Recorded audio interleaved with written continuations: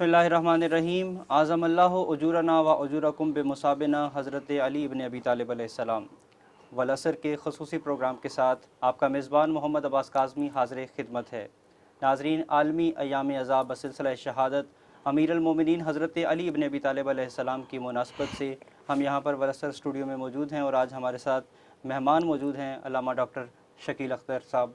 सबसे पहले हम इनका शुक्रिया अदा करते हैं कि ये हमारे प्रोग्राम में मौजूद हैं। क़िबला ये क्योंकि अय्याम इनको निस्बत है अमीरुल मोमिनीन हज़रत अली इब्न अबी तालिब अलैहिस्सलाम के साथ, तो मौलाए कायनात हज़रत अली इब्न अबी तालिब अलैहिस्सलाम के उसवा के हवाले से हमारे नाज़रीन के बिस्मिल्लाहिर्रहमानिर्रहीम। बहुत शुक्रिया डॉक्टर साहब। तो आपने मेरे नाम के साथ डॉक्टर लगाया, अभी मैं महरूम हूँ इस शरफ़ से। एक बहुत अहम मौजू को और बहुत अहम वक्त पे आपने इसको छेड़ा है। पहली बात, एक बात याद रखिए कि मौला अली से जो मोहब्बत है वो हमारे यानी शहरक से करीब तरीन चीज़ है। इस पर कोई कंप्रोमाइज़ नहीं कर सकते हैं। इस पर किसी भी दौर में कुर्बानियाँ ज़रूर दी हैं, लेकिन हम इससे पीछे नहीं हटे। अब रह गया कि उसमें मौलाए कायनात क्या है, इस पर एक ज़माना बदलता रहेगा, बहुत सी गर्दिशें लैलो नहार गुज़रती रहेंगी, लेकिन ये एक ऐसा सूरज है मौलाए कायनात का उसवा है कि जब जो ज़माना गुज़रेगा उस आईने में मौला का ये उसवा है वो उनके ज़माने के लोगों के लिए अमल का एक नमूना बना होगा। उसकी वजह ये है कि मौलाए कायनात ने ज़िंदगी का कोई गोशा ऐसा नहीं छोड़ा जिस पर मौलाए कायनात का अमली मुज़ाहरा ना हो। बेशक, यानी अगर वो तख्त हुकूमत पे बैठे हैं तो उसके भी एक मिसाली किरदार, अगर वो एक फ़कीर के साथ बैठ के वो नाबीना फ़कीर से पूछ रहे हैं कि आप कौन हैं, तो कहते हैं यूँ समझो जैसे एक मिस्कीन के साथ बैठा है, गरीब के साथ बैठा है। मौलाए कायनात का एक जुमला है जो आपके इस तमाम सवाल का जवाब देता है कि देखिए, फ़ी ज़माना लोग तकब्बुर की नफ़ी इस तरह करते हैं कि वो आजिज़ बन जाते हैं। जी मैं तो गरीब आदमी हूँ, मैं तो ज़मीन पे बैठने वाला हूँ, मैं तो बहुत आजिज़ आदमी हूँ, मैं तो कमतर आदमी हूँ। मौला का जुमला सुनिए और मज़ा लीजिए। मौला फरमाते हैं कि खुदा मुझे आजिज़ी के तकब्बुर से बचाए। यानी ये जो आजिज़ी होती है इसको भी तकब्बुर मौला अगर जानते हैं, तो ऐसी हस्ती का उसवा उस पर रोशनी हमने क्या डालनी, हमने तो उनसे रोशनी कशीद करनी है। दूसरी बात, मैं जो बार बार गुजारिश करता हूँ मेंबरों से भी और आपसे भी बारहा वास्ता पड़ा है, देखिए हम अक़ीदे को भूल जाते हैं। बुनियादी चीज़ अक़ीदा। अगर आपका अक़ीदा नहीं है तो आपको न तौहीद समझ आएगी, न नबूवत समझ आएगी, न इमामत समझ आएगी। मौला अली ने खैबर फ़तह किया नहीं किया मुझे इससे दिलचस्पी नहीं है, वो तारीख़ का हिस्सा है। मौला अली ने सूरज पलटाया या नहीं पलटाया मुझे उससे कोई दिलचस्पी नहीं है, मैं देखना भी नहीं चाहता हूँ। मेरा अक़ीदा है कि मौला अली चाहे तो सूरज पलटा सकते हैं, मौला अली चाहे तो खैबर फ़तह कर सकते हैं, मौला अली चाहे तो ज़िंदा कर सकते हैं। मुझे उसकी किसी मिसाल की ज़रूरत नहीं है। मेरा अक़ीदा है कि मौला अली में इख्तियार आले मोहम्मद एक पूरा सब्जेक्ट है। एक छोटी सी बात, अगर आप इस वक्त उस पर जाएँ आर्टिफिशियल इंटेलिजेंस में या चैट GPT पे, वहाँ डालें हुज्जत खुदा, तो मुख्तसर तरीन तारीफ़ आ जाएगी। बच्चे अब देख लेते हैं, अब तो वो ज़माने गुजर गए कि तबरी के 5वीं जिल्द की 6ठी लाइन से पढ़ रहा हूँ। उसमें एक तारीफ़ है कि जो अल्लाह और बंदे के दरमियान एक रब्त पैदा करे उसे हुज्जत खुदा कहते हैं। लेकिन मैं इससे 2 कदम आगे जाता हूँ। जो अल्लाह और बंदे के दरमियान सिफ़ात इलाहिया के साथ रब्त पैदा करे उसे हुज्जत खुदा कहते हैं। एक TV प्रोग्राम आ रहा था, उसमें एक हमारे नुमाइंदगी कोई साहब कर रहे थे, तो उसने सवाल पूछा कि तरावियाँ जो हैं वो तो रसूल के दौर में नहीं पढ़ी जाती, तो उसने कहा कि मातम भी तो रसूल के दौर में नहीं हुआ था। अब वो अल्लाह उनको खुश रखे, बजाय वो अब जवाब देने के वो उसको उस पर डिफेंसिव उस पर आ गए कि नहीं हम तो इसे मुस्तहब समझते हैं, तो हम तो रसूल के ज़माने में। भाई मेरी गुजारिश इतनी है कि हमारे लिए कुरान हुज्जत है, हमारे लिए सुन्नत रसूल हुज्जत है, उसके बाद हमारे पास 13 हुज्जतें और हैं। बल्कि मैं यहाँ तक कहूँगा कि बहुत सी ऐसी चीज़ें जो अब नहीं, मैं अक़ीदे की बात करूँ, नहीं है ना, और इमाम ज़माना ज़रूर फरमाते हैं और वो लागू करते हैं, तो उसकी वही हैसियत होगी जो कुरान और सुन्नत के मुताबिक। जिसके पास 14 हुज्जतें हों, बजाय इसके जवाब देने के उनसे कि जनाब एक हुज्जत है, चौथी हुज्जत है इमाम ज़ैनुल आबिदीन की, उनके ज़माने में मातम किया गया है, इमाम ने उस पर तकरीर इख्तियार किया है, इमाम ने शामिल हुआ है, इसलिए हमारे लिए वाजिब है। इस ये कहते हुए क्या मौत आती है सर? اس لیے نہیں کہا جا سکتا کہ در پردہ وہی بات ہے، فضائل علی کو چھپانا جو ہے، بیان کرنا اتنا مشکل نہیں جتنا چھپانا مشکل ہے. تو اس وجہ سے میں نے آپ کے سوال کا جواب زیادہ لمبا ہو گیا، مزید آپ سوال کریں گے. قبلہ یہ بتائیں کہ عزاداری امام مظلوم کربلا، یہ عزاداری کے ایام بھی ہیں، تو عزاداری کی جو سلسلہ ہے اس کو مادیت سے کیسے پاک کیا جا سکتا ہے، اس سے کیسے مطلب پاکیزگی؟ دیکھیے ہمارے شہر کے ایک بہت بڑے اللہ ابن غنی کی رحمت کرے علامہ منتصر عباس نقوی صاحب کا ایک جملہ ہے، بہت قربت ان کے ساتھ رہی ہے کہ آپ عزاداری کی اصلاح نہ کریں، عزاداری سے اپنی اصلاح کیجیے. عزاداری ایک مستقل ارتقائی عمل کا نام ہے، کوئی ڈیڈ چیز نہیں ہے. عزاداری اپنے راستے خود تلاش کرتی جاتی ہے. 1400 سال سے جو چیز زندہ ہے اپنی پوری طاقت کے ساتھ، اس کا مطلب اس میں اتنا پوٹینشیل ضرور ہے کہ اس نے ہر دور کا مقابلہ کیا. تو اگر یہ دور میں کوئی ایسی چیزیں آ رہی ہیں، دیکھیے پروپیگنڈا ایک چیز ہوتی ہے کہ وہ لوگ بڑے اب وہ کون منکر خدا کی ذات کا ہے، سارا جھگڑا معاشیات کا آ گیا، یہ سب چھوڑے، یہ بھی ہوتا رہتا ہے. عزاداری کسی نہ کسی ایک صورت میں موجود ضرور ہے. اگر یہی کہتے ہیں کہ مادیت پرستی آ گئی، تو مادیت پرستی نے اپنا پورا زور لگا کے عزاداری کو ختم کیوں نہیں کر لیتے؟ اس کا مطلب ہے کہ عزاداری کچھ اور چیز ہے. پہلی بات، میں بار بار اپنے عقیدے کی طرف آتا ہوں کہ عزاداری کو باقی رکھنا آپ کا یا میرا کام نہیں ہے. عزاداری کا وعدہ اللہ سے ہے، وعدہ خداوندی. فَاذْكُرُونِ أَذْكُرْكُمْ وَاشْكُرُوا وَلَا تَكْفُرُونَ. تم میرا ذکر کرو، میں تمہارا ذکر کروں. 2 + 2 والا سوال ہے. حسین علیہ السلام نے اللہ کے ذکر کو زندہ رکھا. اب اللہ پہ واجب آتا ہے جب تک اس کی خدائی رہے گی حسین کا ذکر زندہ رہے گا، اور اسی کو عزاداری کہتے ہیں. قبلہ یہ بھی بتائیں کہ اس میں اخلاص کس طرح پیدا کیا جاتا ہے؟ ہاں، یہ ایک بنیادی سوال. دیکھیے میں میرا موضوع بھی ممبروں پہ یہی رہا ہے، میں پوری دنیا میں تقریباً یہ بات کر کے آ چکا ہوں. آپ امام حسین علیہ السلام سے کتنے مخلص ہیں یہ صرف آپ جانتے ہیں، امام حسین جانتے ہیں. میں نہیں جان سکتا، نہ میں اتنا ماہر ہوں کہ میں آپ کے خد و خال، آپ کے چہرے، آپ کے عمل کو دیکھ کر یہ اندازہ لگوں آپ کتنے مخلص ہیں. امام حسین صاحب جتنے مخلص ہوتے جائیں گے وہ نظر آ جائے گا. جس نے غیروں کا کبھی احسان نہ رکھا ہو وہ آپ کا احسان رکھیں گے. اب یہ اخلاص ہوتا کیسے؟ دیکھیے ابھی اخلاص کو بھی اب ڈراماٹائز کیا جانے لگا ہے. میں نے بڑے بڑے لوگوں کو دیکھا ہے، نام نہیں لیتا، میرے دوست ہیں، کہ ان سے آپ ملنے جائیں گے تو وہ کثیر رقم آپ سے طلب کریں گے ذکر حسین کے لیے. اس کے بعد وہ سب سے پہلے جہاں کئی بات ہوگی نا، نہیں ہم تو جناب مولا کے خادم ہیں، ہم تو مولا کے گزرائے میں تو ہم تو خاک نشین ہیں، ہم وہی یہ عاجزی کے تکبر سے. تو یہ جو دو رخی ہے نا، یہ عزاداری کی نفی ہے.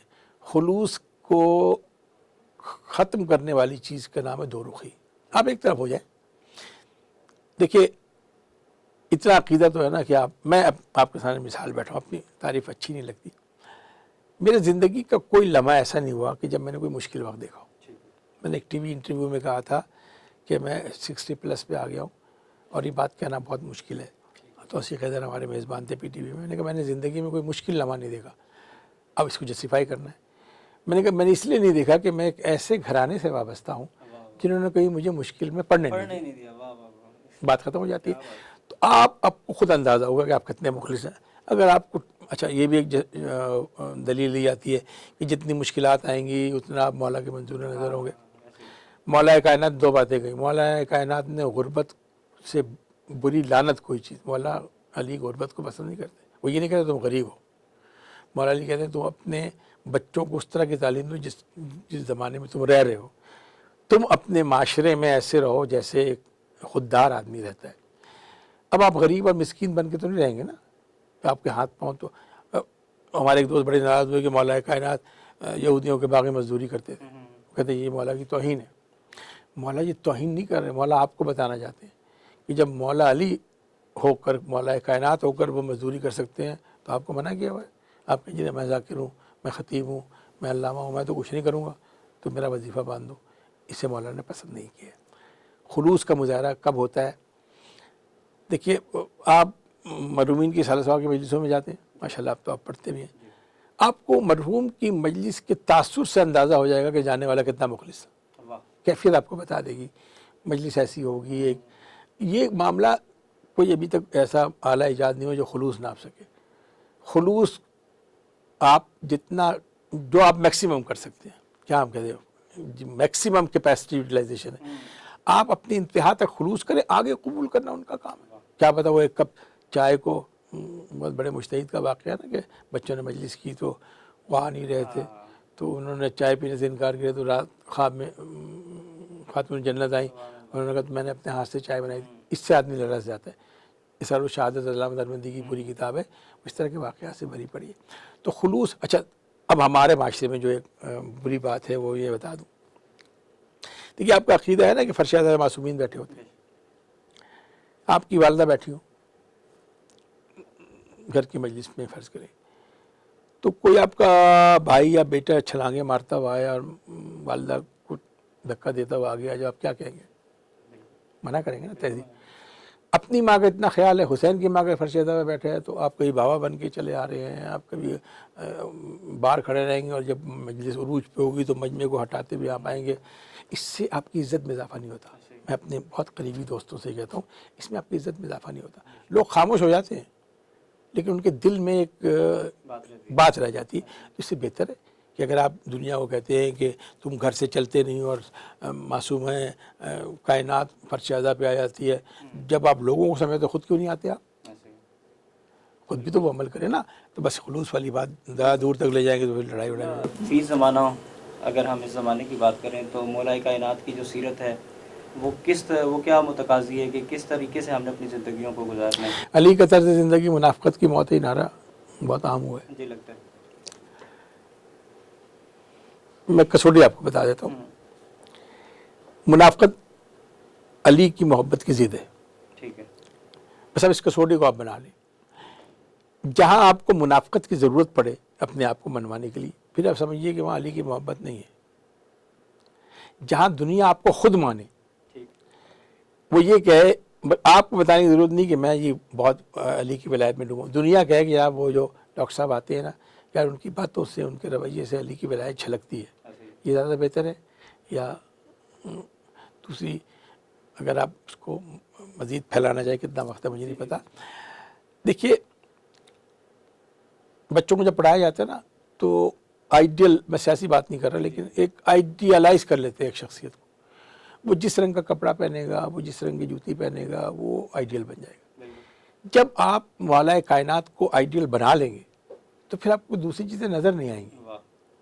جب آپ اپنا آئیڈیل بدلتے رہیں گے, آپ صاحب علم آدمی ہیں. حضرت موسیٰ جب گئے تھے کوہ طور پر تو معصوم کی نشست خالی ہو گئی تھی. وہاں پہ ایک سامری بیٹھ گیا تھا. سامری نے کیا کیا تھا؟ سامری نے بچڑا بنایا اور اس کو, قوم پوری سجدے میں گر گئی. اب جب موسیٰ واپس آئے تو حضرت موسیٰ نے قوم کو کچھ نہیں کہا. غیر معصوم, جو معصوم کی نشست پر مسند پر غیر معصوم بیٹھا تھا, بڑا دراز خط تھا حضرت موسیٰ کا, انہوں نے سجدے میں پڑے ہوئے قوم کو کچھ نہیں کہا. اس نے اس سامری کو گریبان سے پکڑ کے جھٹکا دیا اور کہا تو یہ بتا کہ بچڑا بولا کیسے؟ تو اس نے کیا کہا تھا کہ ایک سوار کے قدموں کی خاک ہے, اس کا میں نے ایک چٹکی اس میں ڈالی تھی. علماء کرام نے, میں بہت تعظیم کرتا ہوں علماء کرام کی, جو ہمارے اہل سنت علماء کرام ہیں, بہت عالم ہیں. ان لوگوں نے مشترکہ طور پر لکھا کہ یہ جبریل تھا جو گھوڑے پہ آگے بیٹھا ہوا تھا حضرت موسیٰ کی. ہمارے یہاں نا کہ کیا کہتے ہیں اسے, یعنی کسی یوٹیلائزیشن, میکسیمم یوٹیلائزیشن. اگر جبریل کو گھوڑے پہ بٹھانا ہی تھا تو اس کو پر کاہے کے لیے عطا کیے تھے؟ Wastage of. تو یہ کیوں نہیں مان لیتے؟ اگر جبریل کو مان رہے تو یہ کیوں نہیں مانتے کہ مولا کائنات ہی ہوں گے گھوڑے پہ بیٹھے؟ انہوں نے حضرت آدم کی مدد کی, حضرت نوح کی مدد. خود البیان آپ کے حلق سے نیچے اترتا نہیں لوگوں کے, جب علی کو مانو گے تو اترے گا نا. جو غذا آپ کو اچھی نہیں لگتی وہ حلق سے کیسے اترے گی؟ قبلہ آج کیونکہ یوم ضربت ہے تو اس حوالے سے آپ ہمارے ناظرین کو بتائیں کہ امام علی علیہ السلام کو جو سجدے کی حالت میں ضرب لگائی گئی, پیچھے کون سی سوچ کار فرمائی؟ دیکھیے بالکل براہ راست گفتگو کر رہا ہوں. اب 1400 سال بعد یہ باتیں کرنے کی نہیں ہے کہ کون تھا تو اس کا نام کیا تھا. براہ راست نام لیجئے کہ سارے سلسلے میں میرے شام ملوث ہے, تاریخ ہے, اب جو مرضی کر لیں. ایک جمیل مظہری کا شعر ہے کہ کسے خبر تھی کہ لے کر چراغ مصطفی, جہاں میں آگ لگاتی پڑے گی بلا بھی. تاریخ کا کوئی مذہب نہیں ہوتا, تاریخ شیعہ سنی وہابی دیوبندی نہیں ہوتی. ٹھیک ہے, روایت و تاریخ کا فرق پہلے سمجھ لیں. روایت اور تاریخ کا فرق یہ ہے کہ ایک ڈاکو ایک قاتل آتا ہے آپ کے ساتھ اور پشاور چلا جاتا ہے. پشاور کے لوگ بڑے مہمان نواز ہیں, وہ ان کی مہمان نوازی کریں گے. روایت ہے ان کی مہمان نوازی کہ قاتل کی مہمان نوازی کریں. تاریخ اور روایت میں فرق یہ ہے کہ قاتل تاریخ جو ہے قاتل کو قاتل کہے گا, اس کے لیے مربت نہیں ہوگی. تاریخ موجود ہے, اس نے پتہ کرے کہ کیا محرکات تھے مولا کائنات کو ضرب لگانے کے, اور پھر وہ کون 3 افراد تھے جنہوں نے 3 شخصیتوں کا انتخاب کیا تھا کہ انہیں ہم قتل کریں گے. دیکھیے اس کے لیے ایک چھوٹے سوال میں جواب نہیں آتا.